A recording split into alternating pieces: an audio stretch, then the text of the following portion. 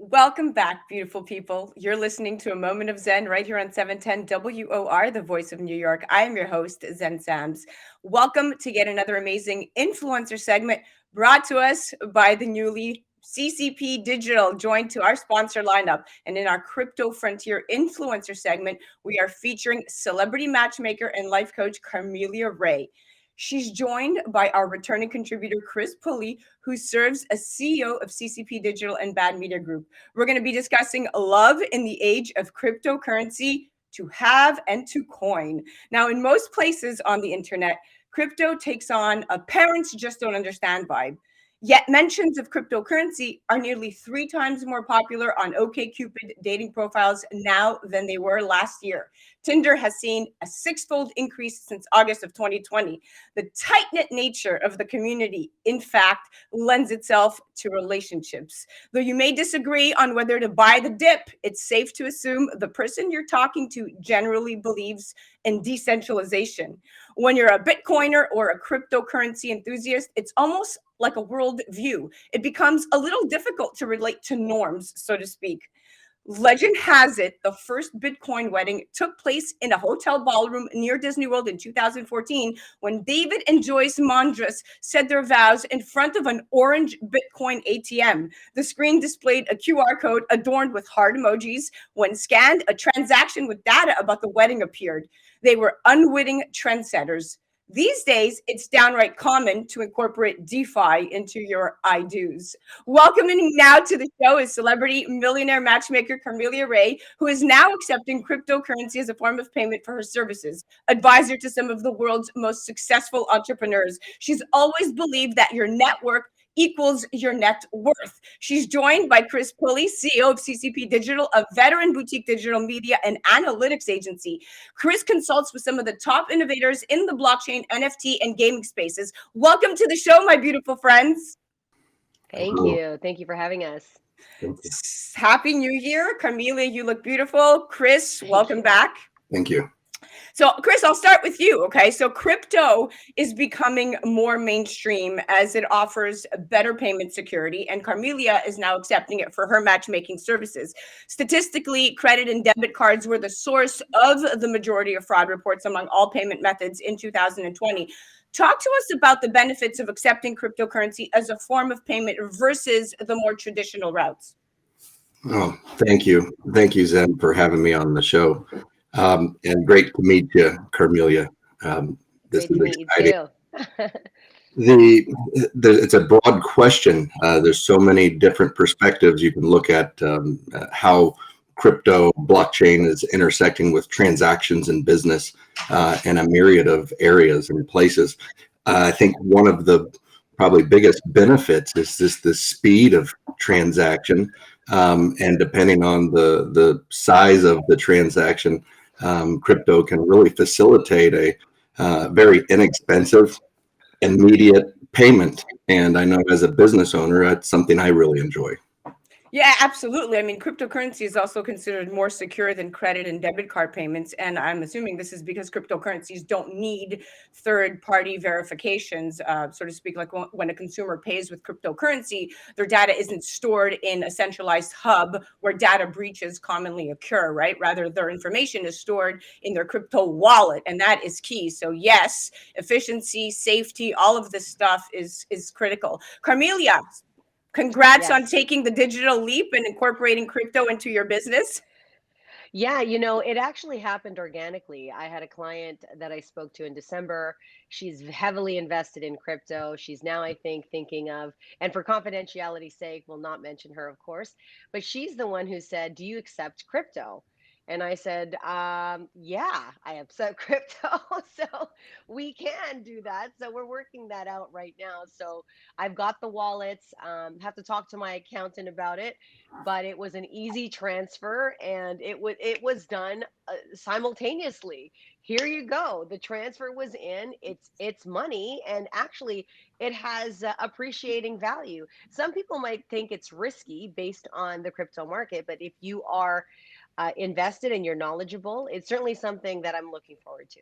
Yeah, I agree. People are definitely vying these days to be forever crypto bound, and Hmm. there are actual reasons cryptomancing works so well. The first is obvious: if two people met because of crypto, they immediately have a mutual interest. Long-term relationships definitely work best when built upon a shared set of values. So I can see where this is going in terms of the wave of the future for the dating world. Chris, the first is obvious, right? When we're talking about cryptomancing, if you feel that cryptocurrency is attracting you to somebody of the common mindset, then you are now more attracted to that person based on this shared set of values. Do you feel cryptocurrency is breeding a new type of personality, whether it's on the business front or even amongst your circle of friends?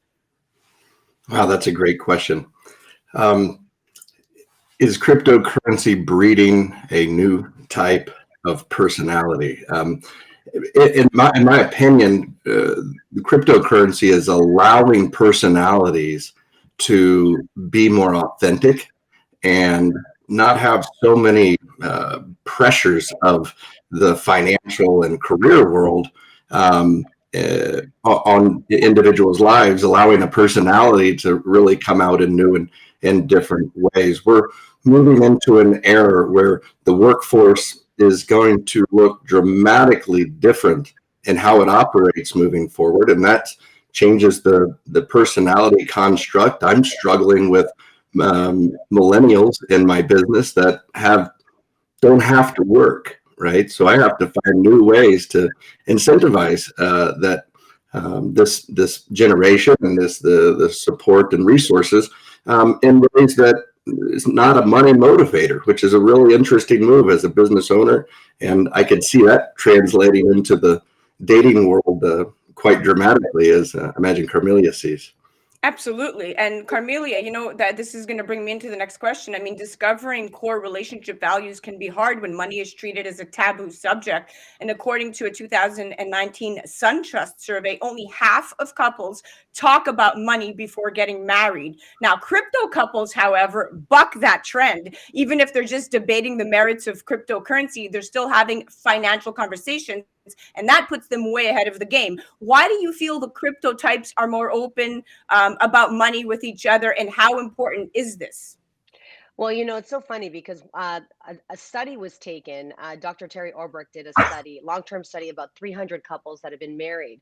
And one of the five key life values is having compatibility with finances. When you are not compatible in your financial decisions, that will ultimately lead to breakdown and divorce, right? Chris is agreeing with me here.